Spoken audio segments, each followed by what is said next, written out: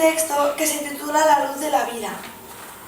Él, mi hijo, estaba en el parque cuando todo ocurrió, y yo, una mujer pobre que trabajaba limpiando ventanas, estaba en la cocina haciendo el caldo para la sopa, cuando de repente en mi reloj sonaron las 5 en punto, y pensé, ¡ostras, qué tarde, si aún no hemos comido!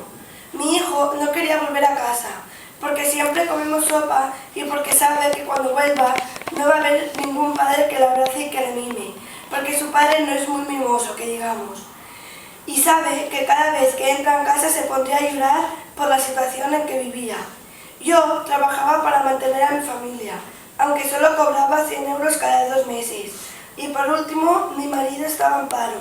Pero hubo un día que nunca olvidaré.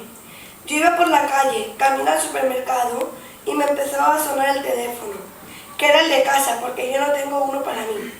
Era mi hijo, que aún estaba en el parque, y yo, sorprendida, lo cogí, y me empecé a decir, la vida es como un camino, pero no siempre el camino está liso. A veces tiene piedras o baches, y cuando te encuentres algo de esto, lo tienes que saltar y seguir adelante. Pero a veces, saltarlo no es tan fácil. Sé que yo no soy un buen hijo, pero de hoy en adelante ayudaré en todo lo posible. Y lo primero que se me ha ocurrido ha sido encontrar trabajo.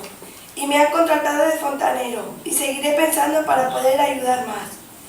Yo, perpleja, no supe qué decir, y lo único que se me pasó por la cabeza fue, yo también. Cuando colgué, me llamó mi marido, y me dijo, he encontrado trabajo de cajero. ¡Qué alegría! Cuando colgué, estaba emocionada a la vez que alegre, feliz a la vez que sorprendida, y pensé, por fin ha llegado la luz de mi vida. A partir de ese día, somos una familia con beneficios.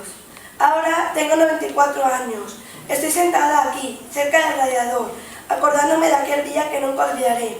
Todas las vidas solo tienen una luz. Ahora ya podré morir tranquila pensando que la luz de mi vida ya ha llegado.